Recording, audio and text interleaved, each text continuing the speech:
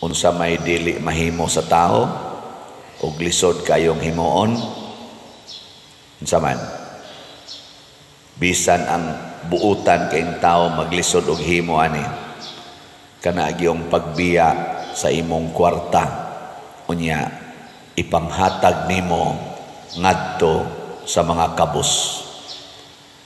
Lingi ay mong tupad ina okay ra na nimo, mangutan na ba okay ra? Kung kitang nanimba dinhi ug kamong nagtan-aw aning atong misa sa online or nisimba nato online, maglisod manggani ta pagtuman ani kining batan-on nga matod pa niya ang tanang sugo sama sa ayaw pagpatay, ayaw panapaw, ayaw pangawat, ayaw pamakak, ayaw panlimbong, tahura ang imong amahan o inahan. Matod pagay niya, gasigi kog tuman ana Lord, sukad pas akong pagkabata or pagkabatanon.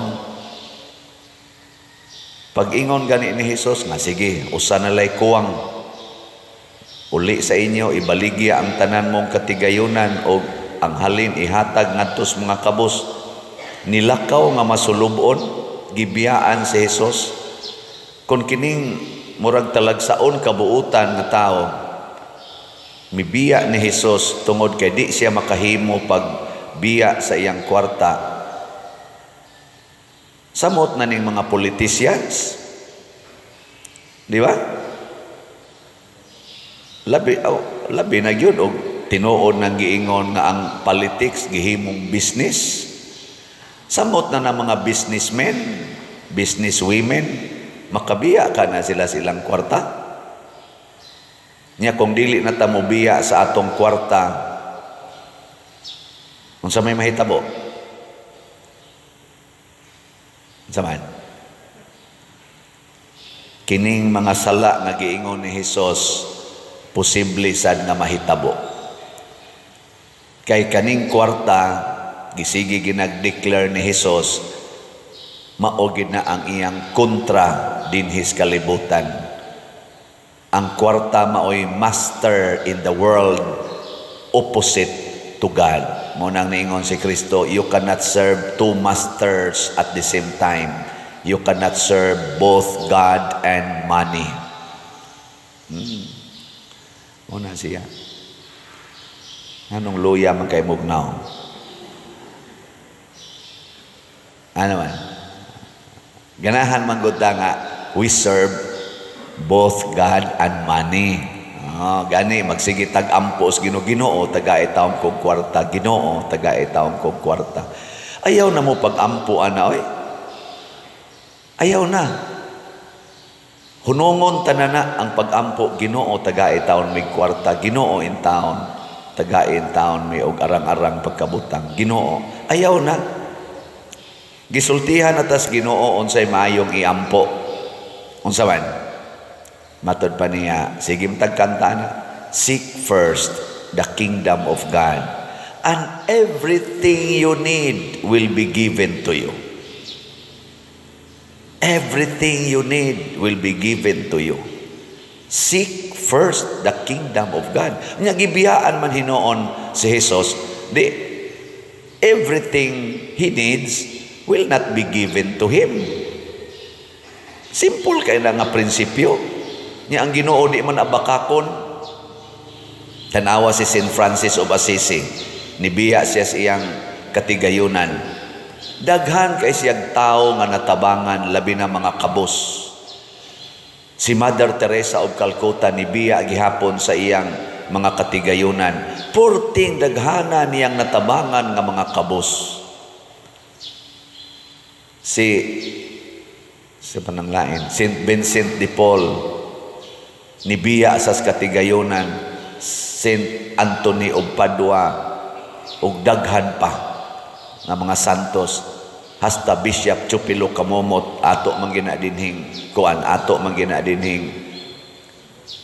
igsuon, nibiya gyapon anang pagpadato kay kanira bang pagkapari anhigod ninyo i-remit ang tanang kwarta, kolekta, donations. Anhi ba yas pare i-remit, no?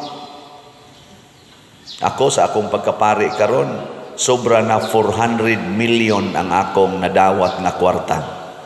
Gikan ko na ordin ni adtong June 22, 2004. So kad pagka-ordin ako, sobra na 400 million ang nadawat na kong kwarta.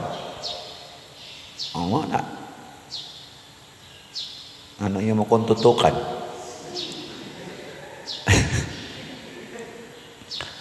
Pero ako ginanggi sa akong ubos nga pagtuman, dili lang sa nako ipagarbo, pero sa akong ubos nga pagtuman, gibiyaan gina nakong kwarta. Mauna nga, wa jud ko magtukod og balay nga ako, wa ko magpalit og kanini ang mga yuta nga para nako, para ra gid na sa simbahan, para sa community. Ug wa gyud ko magsigi og tan-aw sa akong bank account nga magsigi kog tan-aw nga niabot na gyud milyon, niabot na bilyon. Wa ko anang pangandoya. Gani zero ang akong balanse kada adlaw. Mao na unsa may nahitabo, inyo nang nakita sa ato dinhing pamaagi, purting daghanang kabus atong natabangan. Daghan kayong natagaag bugas, tambal, hasta pa ng lungon, daghan kay tag natagaan, daghan tag napaeskwela, gani daghan tag natukuran og balay. So kada atong pagka-60 anyos nako, kung kadtulay atong sugdag ihap, di na lang to iapil katong wap ako moabot og 60. Pila na kabalay atong natukod nga kana yung tibuok yung balay. Niabot na as of yesterday, niabot man tong 49, niya plus 90 atong niaging tuig. So 139 na kabalay ang atong natukod dinhi lang na sa atong parokya. Di ba? Mura mo lang mugwa in taon niya kay non tabang. Hala mao ba day pa dir? Tungod sa nasa inyong pagbiya sa inyong tag 100 pesos, kay ang atong si Tio slat 100 pesos raman to. Sa inyong pagbiya kada semana, palit usa ka slot, palit 5 ka slots kada semana, gibiyaan ninyo ang inyong tag 500 pesos, inyong tag 1,000 pesos, ang inyong tag 5,000 pesos, depende lang og pilay imong makaya pagbiya. Sa inyong pagsigig biya ana, sukad adtong 2020 nga nagslat-slata sugod June 2020, hangtod karon daghan ninyo gasigig balik-balik og biya ana. Tanawa ang atong na-contribute sa simbahan. Gahapon nag mission appeal diri si Father Gistoni para in town sa iyang eskwelahan nga gi-manage. Nakakuha na sad siya 100,000 gahapon. Mapakpakan nato. Nindot ana 100,000. Kadako na nagtabang dito sa iyang mga maestra, sa mga kinahanglanon, sa mga eskwelahan, sa mga estudyante, kay galisod sila dito sa ilang parochial school. Kadako na nagtabang tungod sa atong pagbiya. Tungod ninyo nga mibiya, pila ra kato inyong gihog, na itag 1,000 tingali, na say 500, na ay 50, na ay 20, na ay 5 pesos, na ay piso. Kada nato biya sa kwarta, dunay nindot nga mahitabo sa atong katilingban. Timan-an gina nato. Muna ang sugo ni Kristo biyain ang kwarta. May karon sa Team Marcos o Team Duterte, sa inyong tanaw, naaka na nila'y mobiya o kwarta? Ha?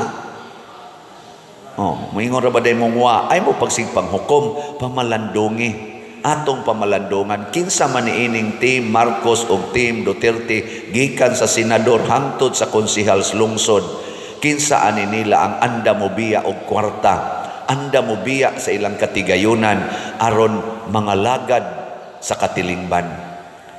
Kita mo sunod ra ba sa taanang prinsipyo, siyawan-on nga prinsipyo? Father, unsaon ako pag-alagad sa katilingban ug wa ko'y kwarta?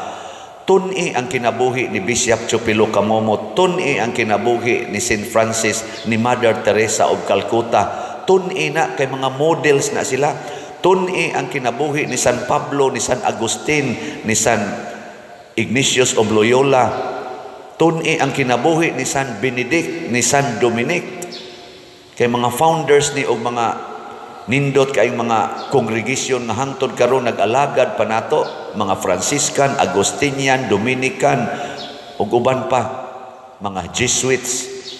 Namiya ni sila sa ilang katigayunan, nakaalagad sa kalibutan, sustainable pa kaayo. Hangtod karon naa pa. Nya mo question pagitana. Kanilang pag-ingon nga ayaw panglimbong. Kinsa man gyud kusog manlimbong, kanang mobiya og kwarta o kanang mutigom og kwarta? Kusga. Mauna. Basta naa gani ng prinsipyo nga magtigom kog kwarta, dali kay kang makuha anang panglimbong, wa kay transparency. Dili nimo masulti ang tinuod nimong kwarta. Magsige lang kag ingong wa. Tinuod ka na. Pero og wa ka anang paghigugmas kwarta, ang kwarta nimo para gyud ialagad sa tanan, ikatug-an nimo ang tanan. Muna dinis atong parokya, thanks be to God, na agid tay accounting record to the last centavo, na atay record ana. Ako wala na ko magmonitor sa akong bank accounts, sa ako ganing credit card, hastas akong GCash, na ana tanan sa atong finance council. Ila nang balansihon, ila pa gani kung paninglan kung dili mabalanse. Pader, unsa man nga expenses, wala ginini mo na butangig resibo. Uy, kuwangan day tinuod no ana. Wa na ko, zero na ko, transparent. Nya ato ginang isulti dinhi ang summary. Pilay kwarta nga beginning kada buwan, sa last month pilay beginning, pilay total cash receipts, pilay total disbursements, unya ending balance. Mo lang na ang atong summary. Pero gusto mo detalyado o interesado ka adto as atong finance council, tuwa didto ato paginang gipa-audit natay auditor sad. Dili na tungod kay gikinahanglan, wala pa man na gikinahanglan sa atong dinis atong archdiocese, wa may mandate ana nga istrikto yun. Pero ato nang gibuhat for transparency's sake. Ana. Karon na ako'y nadunggan nga nakita sa social media, lain na sa ning issue, na ay usa ka lawyer nga expert og IT, murag kuan sa ni siya, kandidato pod ni siya og usa ka posisyon sa eleksyon karon, murag local man ito. Naa siya suggestion sa Comelec nga malikayan unta ning gitawag og dagdag bawas. Di ba kusog ang duha man ni ka dagkong anomalya panahos eleksyon, vote buying og dagdag bawas. Kanang duha galisod gyud ang atong Comelec og sumpo ana. Ato na lang ginang dawaton. Vote buying pulos gini against sa atong omnibus election code. Hibaw mo ana. Kay ako si simple sa kusuna 1992 hangtod karon na anang omnibus election code, gidili ang vote buying, gidili ang dagdag bawas. Naa sila'y mga sistema na mo nang donatay mga kanang balaod nga mo dili sa vote buying o dagdag bawas, mga watcher inana. Hangtod niabot ning automated counting machine. Automated counting machine. Na i-connect na nimo sa internet nya mo transmit dayon sa resulta in few minutes, hibaw-an na nimo ang resulta. Kining IT expert ni suggest siya sa Comelec nga kung pwede samtang mag-counting pa dito sa presinto, ayaw i-connect sa internet ang kada machine. Kay once ma-connect na sa internet, hackers can manipulate. Bisan gani ang kanang gitawag natog highly confidential na kaayo nga code sama ng bangko, central bank, hasta gani kuno ang Pentagon sa US na hack man gani, nasudlan mas hacker, basta connected na kuno kas internet, mahasod na kadiha sa cyber world, everything will happen. Muna ingon siya, para malikayan ang dagdag bawas or alteration of results. Ayaw i-connect. Niya, ang sunod, pag-print usa o kanang resulta dito sa presinto, o niya, maagrihan sa tanang watchers, makita sa tanang watchers, nga mauna na ang resulta sa presinto, and after that, i-connect dayon. Kay mo diretso na naugdagan dito sa ilang, sa tawag na, central nga katong convening machine, nigsod anak dito, dili na ma-intercept sa hacker, kay nga naman, inig-on anak, mo forward man din na, wa siya time to alter. Mo na iyang suggestion, ambot o kung siya resulta, gifailan og kaso sa Comelec, ipa-disbar pa siya, ipa-cancel pa ang iyang kanini ang pagka CPA lawyer man siya, o niya pagyod cyber libel, kay gibutangan kunog malisya ang sistema nga gihimos Comelec. Isip usa ko kabutante o usa ka Pilipino o usa ka pare, what is wrong with transparency? Nya kanus aman ta ma-transparent, welcome kaning gitawag natong mga expert opinions. Ayaw dawata ka ng dili expert, panalitan ako'y mo explain ana, di man ko kamao ana, so dili ko reliable. Pero welcome expert opinions. Pareha ka ng inyong lingkuranan ron diha. Kana inyong lingkuranan ba? Kaning atong lingkuranan, daghan kay mudaig ani, bisan o ginagmay lan ni, daghan kay mudaig. Nindot ba o bati? Nindot no. Pagsugod palag conceive ani, 16 or 17 ka mga designs gikan sa atong mga parishioners nga mga expert sa pag-design og lingkuranan atong gi-welcome. Unya, kami sa Pastoral Council o sa Finance Council, nag-meeting gipilian na mo ang 5 nga nauyon na mo out of 16. Human, gi-meeting na mo ning 5 o gipaminaw na mo ang ilang mga explanation. Nag-meeting na sad kami sa Finance Council o gikan ato, nagpili mig usa. Og mao na siya resulta. Human, amo siyang gipahimo og model o gitawag na sa nato ang mga experts o gi-criticize ang model. Unang dunay mga adjustment nga nahitabo. Kanang gilingkuran, gidusok-dusok, gitumba, gipabarog. Kuang yun, naigamayng igot. Maingon, ni igot man wap aga ni maglingkurin, ni igot na. Wa ni kuwang ni skaligon.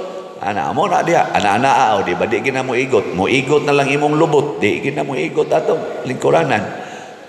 Nganoan ni agi og mga expert opinions. So I would like to suggest atong Comelec, murag kaliwat ra banig taga dinhi ang atong head sa Comelec, kanang welcome all expert opinions. Bahala murag negative, murag usahay mainsultuhan ta. Ako bitaw din criticize man ko.